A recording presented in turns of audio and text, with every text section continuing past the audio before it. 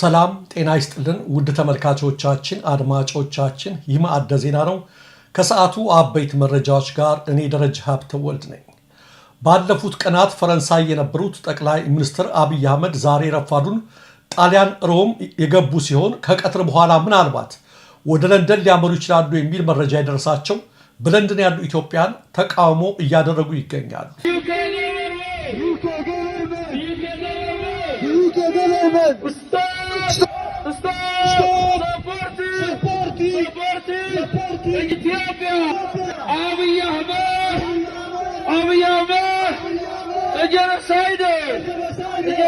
ኢትዮጵያኑ በብሪታንያ ጠቅላይ ሚኒስትር በኬር ስታርመር ቢሮ ፊት ለፊት ባደረጉት የተቃውሞ ሰልፍ የአብይ አህመድ አስተዳደር በንጹሃን የአማራ ተወላጆች ላይ እየፈጸመ ነው ያሉትን ጭፍጨፋ እንዲያቆም ጋዜጠኞችን እና ፖለቲከኞችን ጨምሮ ያለ ጥፋታቸው አስሮ እያሰቃያቸው ያሉትን የህሊና እስረኞችን እንዲፈታ የእንግሊዝ መንግስትና ምዕራባውያንም ለአብይ አህመድ አገዛዝ የሚያደርጉትን ጋፍ እንዲያቆሙ ጠይቀዋል። ከሰልፉ አስተባባሪዎች መካከል አንዱ አብይ እንደተባለው ወደዚህ ከመጣ ከፍ ባለ ተቃውሞ እንቀበለዋለን፣ ጉዞውን ከሰረዘም መልእክታችንን ለእንግሊዙ ጠቅላይ ሚኒስትር ኬር ስታርመር ጽሕፈት ቤት አስገብተን እንሄዳለን ብለዋል። በተለይ በአማራ ክልል ጦርነት ከተቀሰቀሰ ጊዜ ወዲህ ጀምሮ በለንደን ያሉ ኢትዮጵያን እያደረጉት ያለው ተከታታይና የማይቋረጥ ተቃውሞ በብዙዎች ኢትዮጵያን ዘንድ አድናቆትን አግኝተዋል። ፍሪ ጆርናሊስት፣ ፍሪ ፖለቲካል ፕሪዝነር፣ ፍሪ ዩኒቨርሲቲ ስቱደንት Stop displacing Amhara in Ethiopia. በአቶ ጌታቸው ረዳና በጓዶቻቸው ይመራል የተባለው አዲሱ ዲሞክራሲያዊ ስምረት ትግራይ ወይም ስምረት የተሰኘው ፓርቲ ዛሬ በይፋ መመዝገቡ ታወቀ። ይህ ከኢትዮጵያ ብሔራዊ ምርጫ ቦርድ ለስምረት የተሰጠው ጊዜያዊ ምዝገባ ፈቃድ የሚያገለግለው ለቀጣይ 3 ወራት ብቻ ነው ተብሏል። ጊዜያዊ ምዝገባ ፈቃዱ የፖለቲካ ፓርቲውን በቋሚነት ለማስመዝገብ የሚያስፈልጉ ተግባራትን ለማከናወን ብቻ እንደሚያገለግልም ቦርዱ አስታውቋል። አቶ ጌታቸው ረዳ፣ ፕሮፌሰር ክንድያ ገብረ ሕይወትና ጓዶቻቸው እያቋቋሙት ያለው ፓርቲ በትግራይ ህወሓትን የሚተካ እንዲሆን በብልጽግና በኩል በመታሰቡ ምርጫ ቦርድ እንደ አዲስ አልመዘገብም ያለውን የነ ዶክተር ደብረጽዮን ገብረ ሚካኤልን ህወሓትን በመሰረዝ ለነ ጌታቸው ረዳ አዲስ ፈቃድ ሰጥቷል ብለዋል። ጉዳዩን በቅርበት የተከታተሉ ያሉ አንድ መንግስታዊ ምንጭ እነ ደብረጽዮን ባወጡት መግለጫ ደግሞ የምርጫ ቦርድ ውሳኔን በማውገዝ ውሳኔውን ተከትሎ በብልጽግና በኩል የፕሪቶሪያው ስምምነትን የሚጥስ ተግባር ከተፈጸመ የከፋ ችግር እንደሚከሰት በተደጋጋሚ አስጠንቅቋል። የአደርት ሆስፒታል ከፍተኛ የሕክምና ባለሙያ የሆነው ዶክተር ዳዊት ከበደ በዛሬው ዕለት በጸጥታ ኃይሎች ታፍኖ መታሰሩ ተገለጸ። በሙያውና በስነ ምግባሩ የተመሰከረለት ዶክተር ዳዊት ለእስር መዳረጉ ብዙዎቹን የሙያ አጋሮቹን ያሳዘነና ያስቆጣ ሆኗል። ይህ በእንዲህ እንዳለ የሕክምና ባለሙያዎች አድማ ተጠናክሮ በቀጠለበት በዛሬው ዕለት የቅዱስ ጳውሎስ ሆስፒታልና የጎንደር ሆስፒታል ሲኒየር ሐኪሞች ጠንካራ አቋማቸውን አሳውቀዋል። የጤና ባለሙያዎች ላነሱት ጥያቄዎች እየተሰጠ ያለው ምላሽ እንዳስቆጣቸው የገለጹት ሲኒየር ሐኪሞቹ ችግሩ መፍትሄ የማያገኝ ከሆነ እነርሱም ያልፈለጉትን አማራጭ ለመውሰድ እንደሚገደዱ አስጠንቅቀዋል። የጎንደር ዩኒቨርሲቲ ሲኒየር ሐኪሞች ማለትም ስፔሻሊስቶችና ሰብ ስፔሻሊስቶች ያወጡትን የጋራ የአቋም መግለጫ ባጭሩ ላስከትል። እንደምትመለከቱት ለጎንደር ዩኒቨርሲቲ ፕሬዝዳንት ቢሮ ነው የሚለውና ለቺፍ ኤክስኪዩቲቭ ዳይሬክተር ቢሮ ነው የተጻፈው። ጉዳዩም በጎንደር ዩኒቨርሲቲ አጠቃላይ ሆስፒታል የምንሰራ ሲኒየር ሐኪሞች አቋምን ስለማሳወቅ ነው የሚለው። እንደምትመለከቱት ከላይ ሰሞኑን ያለው ሁኔታ ከዘረዘረ በኋላ ከታች በተራ ቁጥር ያወጧቸውን የአቋም መግለጫዎች አቀርባለሁ። በጤና ባለሙያዎች የተነሱ ጥያቄዎችን የምንደግፍና የእኛም ጥያቄዎች መሆናቸውን እያሳወቅን በጤናው ዘርፍ ረዥም ጊዜ ሲንከባለሉ የቆዩ ጥያቄዎችን መፍታት አስፈላጊ መሆኑን እንዳስገነዝባለን። 2 አሁንም በጤና ባለሙያዎች ላይ እየደረሰ ያለው ማስፈራራትና እንግልት ብሎም በግዳጅ ወደ ስራ ለማስገባት እየተደረገ ያለው እንቅስቃሴ የጥያቄው ትክክለኛ መልስ ባለመሆኑ እንዲቆም እንጠይቃለን።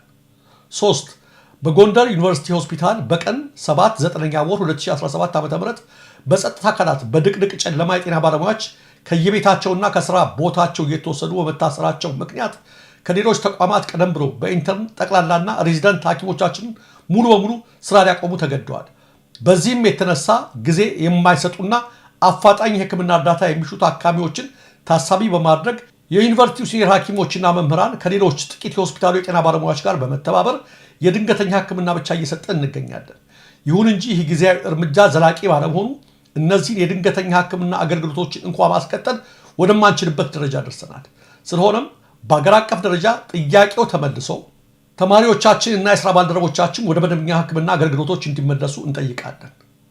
4 እንደሚታወቀው ሆስፒታላችን ከ13 ሚሊዮን ሕዝብ በላይ እያገለገለ የሚገኝና ይህንንም አገልግሎት ለማስቀጠል የኢንተርን ሐኪሞች፣ ጠቅላላ ሐኪሞች፣ ሬዚደንት ሐኪሞች፣ ስፔሻሊስትና ሰብ ስፔሻሊስት ሐኪሞች እንዲሁም ሌሎች የጤና ባለሙያዎች የተቀናጀ ተሳትፎ እጅግ አስፈላጊ ነው። ነገር ግን የሥራ ማቆም አድማው ከተጀመረበት ጊዜ አንስቶ የሆስፒታሉ የሕክምና አገልግሎት በከፍተኛ ሁኔታ እየተጎዳ ይገኛል። ይህም በታካሚ ደህንነት ላይ ከባድ ስጋት እየፈጠረ በመሆኑ አስቸኳይና ተገቢ መፍትሄ ሊሰጠው ይገባል። 5 በቅርቡ የዩኒቨርሲቲው ሴኔት ሬዚደንትና ኢንተርን ሐኪሞችን ለማሰናበት ያሳለፈው ውሳኔና በሌሎች ባለሙያዎች ለመተካት የሚካሄደው እርምጃ በእጅጉ አሳዝኖናል። እንደ አካዳሚክ መሪዎች ይህ ውሳኔ በሀገራችን የትምህርትና የሕክምና ስርዓት ላይ አሁንም ሆነ ወደፊት አስከፊ መዘዝ እንደሚኖረው አጥብቀን እናምናለን። እንዲሁም በሕክምናው ዘርፍ ላይ በሚኖረው የትውልድ ቅብብሎች ትልቅ ክፍተት የሚፈጥርና የጤናውን ስርዓት አደጋ ላይ የሚጥል ነው። በተጨማሪም የተማሪዎች አለመኖር በመምህራን የሙያ ህልውና ላይ ስጋት የሚፈጥር መሆኑን እያሳወቅን ተማሪዎቻችን ያለምንም ቅጣትና እንግልት እንዲመለሱ እንጠይቃለን። 6 ኃላፊነት ያለባቸው የመንግስት አካላት ከጤና ባለሙያዎች ጋር ግልጽና አፋጣኝ የሆነ ውይይት እንዲያደርጉ እናሳስባለን። የተነሱትን መሰረታዊ ጥያቄዎች ለመፍታት ግልጽና ተግባራዊ ሊሆን የሚችል እቅድ መዘርጋት አለበት። ይህ የሕክምና ስርዓታችን መውደቅን ለማስቀረት ብቻ ሳይሆን በጤና ባለሙያውና በመንግስት መካከል መተማመንን ወደ ነበረበት ለመመለስና የጤና ባለሙያዎች ማህበረሰቡን ለማገልገል ወደ ተግባራቸው እንዲመለሱ ለማድረግ አስፈላጊ ነው። 7 በዚህ አስቸጋሪ ወቅት በምንሰጠው ያልተሟላ ድንገተኛ ሕክምና አገልግሎት ላይ ሊከሰት ለሚችለው አላስፈላጊ ሕክምና ውጤት ከአስተዳደር ከህግና ወንጀል ተጠያቂነት ሙሉ የህግ ከለላ እንጠይቃለን። ከላይ ያስቀመጥናቸው አቋሞች እንዳሉ ነው። ጥያቄዎቻችን በጊዜ የማይመለሱ ከሆነ እየተሰጡ ያሉት የድንገተኛ አገልግሎቶችንም ማስቀጠል የማንችል መሆኑን በፊርማችን እናረጋግጣለን። የጎንደር ዩኒቨርሲቲ ሆስፒታል ሲኒየር ሐኪሞች ጎንደር ኢትዮጵያ በማለት ሲኒየር ሐኪሞች እነሆ ወጣት ሐኪሞችን እየተቀላቀሉ ጥያቄያቸውን ማሰማት ጀምረዋል ማለት ነው። ተመልካቾች፣ ሪፖርተር ጋዜጣ ወደ ፓርላማ ገብቶ እንዳይዘግብ መከልከሉን አስታወቀ። ላለፉት 30 ዓመታት በህዝብ ተወካዮች ምክር ቤት ፓርላማ ተገኝቶ ዘገባዎችን ሲሰራ የቆየው ሪፖርተር ግልጽ ባልሆነና ባልታወቀ ምክንያት በፓርላማ ተገኝቶ ዘገባ እንዳይሰራ ክልከላ እንደተጣለበት ገልጿል። የኢፌዴሪ ህገ መንግስት መጽደቁንና የመጀመሪያው ሀገራዊ ምርጫ መካሄዱን ተከትሎ ከ1988 ዓ.ም ጀምሮ የሪፖርተር ዘጋቢዎች በፓርላማ እየተገኙ ላለፉት 30 ዓመታት ዘገባዎችን ሲሰሩ የቆዩ ቢሆንም ከሚያዝያ 6 ቀን 2017 ዓ.ም ጀምሮ ምንም አይነት ምክንያት ሳይኖር ወይም በፓርላማው ይፋ ሳይገለጽ ከበር ላይ በጥበቃ ሰራተኞች ሪፖርተር እንዳይገባ ተብሏል በማለት እንዳይገቡ ተከልክለዋል። የሪፖርተር ዘጋቢዎች በህዝብ ተወካዮች ምክር ቤት የሚገኙት የፓርላማ አባላት ከስራ አስፈጻሚው የመንግስት አካል የሚቀርብላቸውን የስራ አፈጻጸም ሪፖርትና ሌሎች በቋሚ ኮሚቴዎች በሚታዩ ሪፖርቶች ላይ የሚቀርቡ አስተያየቶች፣ ክርክሮች፣ ተግሳጾች፣ እርምቶችና ማስጠንቀቂያዎችን በሚመለከት ዘገባዎች ሲሰሩ መቆየታቸውን በማስታወስም የሪፖርተር ጋዜጦች አሳታሚ ሚዲያ ኤንድ ኮሚኒኬሽን ሴንተር ኃላፊነቱ የተወሰነ የግል ማህበር ለፓርላማው ጥያቄ አቅርበዋል። ሪፖርተር ለምን ፓርላማ ገብቶ እንዳይዘግብ እንደተከለከለ ጥያቄ የቀረበላቸው የፓርላማው የጥበቃ ሰራተኞች እንዳይገባ ተብለን በቃል ተነግሮናል ከማለት ባለፈ ለመከልከል የሚያበቃ ማስረጃ ማግኘት ባለመቻሉ ጥያቄውን ለፓርላማው ጽህፈት ቤት ኃላፊ ለዶክተር ምስራቅ መኮንን ቀርቦላቸው ነበር ብለዋል። የጽህፈት ቤት ኃላፊዋ ዶክተር ምስራቅ ለምን ሪፖርተር ፓርላማ እንዳይገባ እንደተከለከለ ሲጠየቁ እኔ አልከለከልኩም፣ በህመም ምክንያት ቢሮ አልገባሁም፣ እንደገባሁ አሳውቃቸዋለሁ ቢሉም ከገቡ በኋላም ምንም ምላሽ ሊሰጡ አልቻሉም ሲል ጋዜጣው አስታውቋል። ሪፖርተር በትናንትና እትሙ የኢትዮጵያ ኢኮኖሚክስ ባለሙያዎች ማህበርን ጥናት ዋቢ አድርጎ ባወጣው ዘገባ ባለፉት 4 ዓመታት የኢትዮጵያ ውጭ ዕዳ በ4 እጥፍ ማደጉን በማበርከት እያንዳንዱ ኢትዮጵያዊ $575 ወይም ከ80 ሺህ ብር በላይ የውጭ ዕዳ እንዳለበት ማስነበቡ ይታወቃል። ከሳምንታት በፊትም የኢትዮጵያ መንግስት ከንግድ ባንክ ያለበትን እጅግ ብዙ መጠን ያለው ብድር ሊከፍል እንዳልቻለ ጋዜጣው መዘገቡ ይታወሳል። በአዲስ አበባ የሞተ ሰው ገናዦች ዋጋ ከ6 እጥፍ በላይ መጨመሩ ተገለጸ።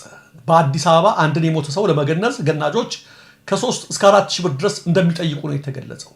ከተወሰነ ዓመት በፊት 4 እና 500 ብር ይጠይቁ የነበሩት ገናዦች አሁን ከኑሮ ውድነት ጋር ተያይዞ በተጨማሪነት የሚጠቀሟቸው የጨርቅና የጥጥ እንዲሁም አስከሬኑ የሚወጋው የመርፌ ዋጋ በመጨመሩ ምክንያት ዋጋ ለመጨመር እንደተገደዱ መግለጻቸውን ፊደል ፖስት ዘግቧል። በአዲስ አበባ አስከሬን ግነዛ በሕክምና ተቋማትና ከሟች ቤተሰቦች ጋር ቅርበት ባላቸውና የመገነዝ ልምድ ባላቸው ሰዎች በነፃ የሚሰጥ ሲሆን ከሁለት ውጭ ደግሞ እየተከፈለ በገናዦች በኩል ይከናወናል። ከጃፓን ዋና ከተማ ቶኪዮ ተነስቶ ወደ አሜሪካዋ ግዛት ቴክሳስ በመጓዝ ላይ ያለ አውሮፕላን ውስጥ አንድ ተሳፋሪ የአውሮፕላኑን በር ለመክፈት በመሞከሩ በረራው ተቋረጠ። እንደ ቢቢሲ ዘገባ አውሮፕላኑ በድንገተኛ ሁኔታ በረራውን አቋርጦ አሜሪካ ውስጥ ሲያትል እንዲያርፍ ተገደዋል።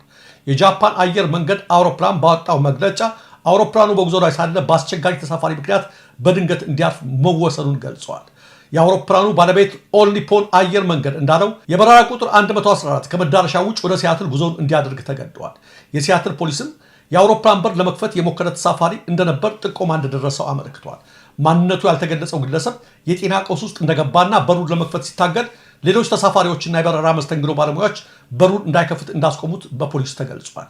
ግለሰቡ አውሮፕላኑ ካረፈ በኋላ ወደ ሆስፒታል የተወሰደ ሲሆን ክስ የሚመሰረትበት ስለመሆኑ ግን እስካሁን የታወቀ ነገር የለም።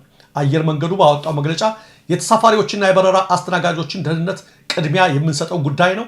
የአካባቢው ፖሊስ ላደረገልን ድጋፍ እናመሰግናለን ብሏል።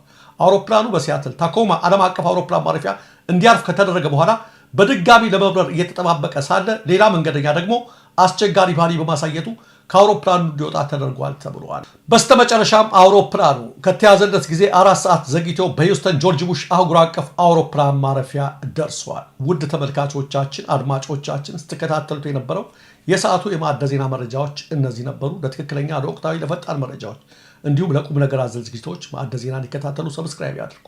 ኢትዮጵያ ሀገራችን፣ ምስራቅ አፍሪካችን በሰላም በአንድነት በሞገስ በነፃነት በፍቅርና በክብር ለዘላለም ይኑር።